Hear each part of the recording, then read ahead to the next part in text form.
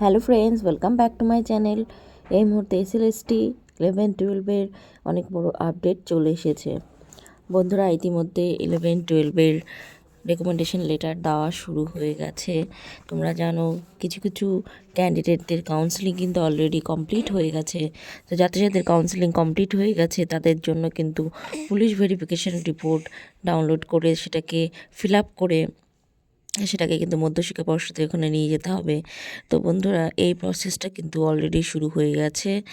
তোমরা অবশ্যই WBPSC ওয়েবসাইটে গিয়ে ওখান থেকে পুলিশ ভেরিফিকেশন ফর্ম ডাউনলোড করে নেবে এবং সঙ্গে তোমাদের যাবতীয় যেগুলো ডকুমেন্টস লাগবে সেই ডকুমেন্টসগুলো তোমরা সঙ্গে নিয়ে যাবে।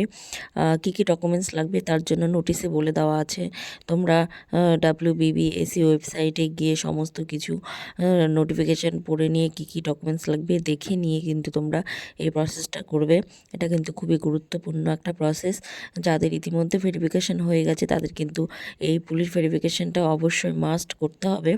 আর যাদের এখনও পর্যন্ত কাউন্সেলিং কমপ্লিট হয়নি তাদের কিন্তু যখনই কাউন্সেলিং কমপ্লিট হবে তখনই কিন্তু এই প্রসেসটা করতে হবে। তো তোমরা এখন থেকেই সমস্ত কিছু দেখে নিতে পারো কিভাবে কি করতে হবে।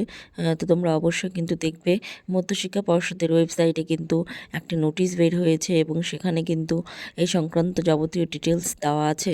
তোমরা অবশ্যই কিন্তু WBPSE ওয়েবসাইট ভিজিট করো, আর কিন্তু এই সমস্ত ডিটেলস কিন্তু তোমরা দেখে নিতে পারবে।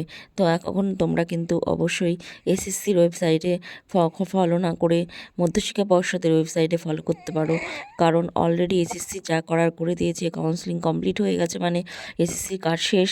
এখন কিন্তু মধ্যশিক্ষা পর্ষদ সমস্ত কাজ করবে।